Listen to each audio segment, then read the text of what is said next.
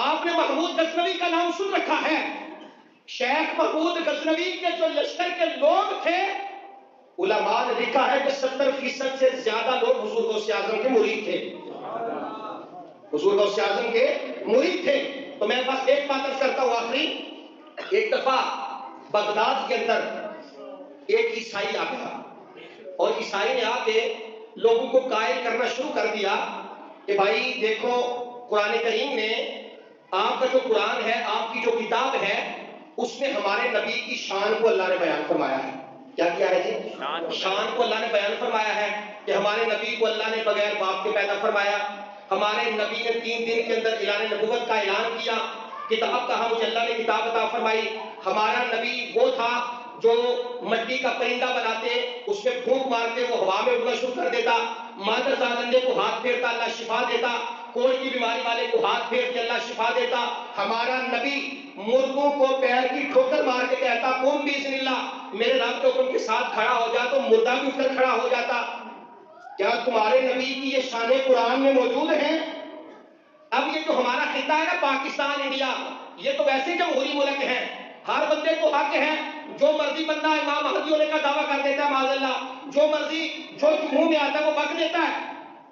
وہ مرزا بھی یہاں اس نے دعویٰ کیا تھا، ہمارے سیالکوٹ میں تھا، اور ہم لوگ اس کی بات سننا شروع کر دیتے ہیں. پہلے وہ مختلف جگہ پہ باتیں کرتا رہا، بالآخر وہ بغداد کے چوک میں آ گیا، چوراہے میں آ گیا. اس نے کہا بھائی مسلمان کہتے ہیں کہ ہمارے نبی کی بڑی شان ہے، ان کی کتاب قرآن کریم میں دیکھو ہمارے نبی کی کتنی شانیں موجود ہیں. اگر تمہارے نبی کی کوئی شان ہے تو میرے ساتھ آ کے بات کرو.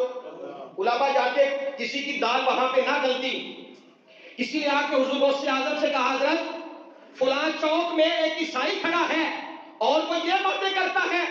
آپ نے فرمایا چلو جا کر اس سے بات کرتے ہیں. نانے کے دین پہ بات آ گئی ہے، اب عزت رسول کی بات آ گئی ہے، ہم نکلے گے میدان عمل میں. آپ اس بغداد کے چوک میں آئے، آپ نے فرمایا ذرا کہہ تو کیا کہتا ہے؟ اس نے کہا میں اس طرح کہتا ہوں کہ ہمارا نبی مردوں کو زندہ کرتا تھا.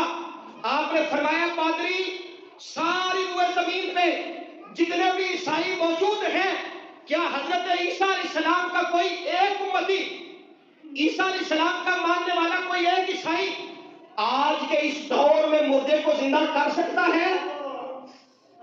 وہ خاموش ہو گیا. کیا ہو گیا جی؟ کوئی زندہ کر سکتا ہے؟ وہ پادری خاموش ہو گیا، کہنے لگا ایسا تو نہیں ہے. آپ نے فرمایا پادری کان کھول کر بات سن، ہمارے نبی بظاہر دنیا سے پردہ فرما گئے. اگر تو یہ چاہتا ہے کہ تمہارے نبی کی شان بہت بڑی ہے اور پوری عیسائیت میں کوئی بھی ایسا بندہ نہیں جو آج مردے کو زندہ کر سکے، میں رب قدوس کی قسم کھا کے کہتا ہوں امت مصطفیٰ میں سرکار کے ایسے بڑے غلام ہیں جو آج بھی اپنے پیر کی ٹھوکر سے مردے کو زندہ کر سکتے ہیں، کسی مردے کو اٹھا سکتے ہیں. اس نے کہا اٹھا کر دیکھیں. آپ نے فرمایا یا تو اٹھا یا میں اٹھاؤں گا.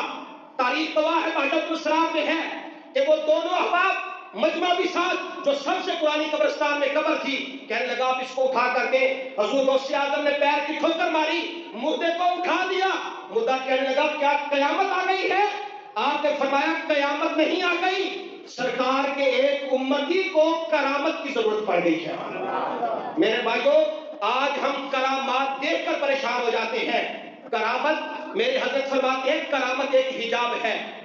کسی نے کہا حضرت اللہ نے آپ کو قطبیت عطا فرمائی، تو میرے شیخ کامل حضرت خواجہ فخر الدین احمد نور اللہ مرکزہ، آپ فرمانے لگے قاضی صاحب اللہ کی بارگاہ میں پہنچنے کے لیے قطبیت بھی ایک حجاب ہے.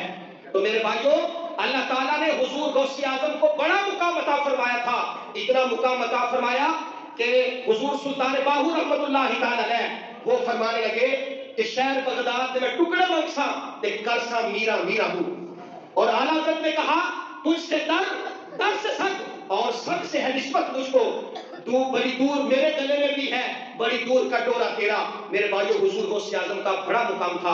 اللہ کی بارگاہ میں دعا ہے کہ اللہ تعالیٰ ہم سب کو آپ سے روحانی فیض و برکات حاصل کرنے کی توفیق عطا فرمائے. آمین. وما علینا الا البلاغ المبین.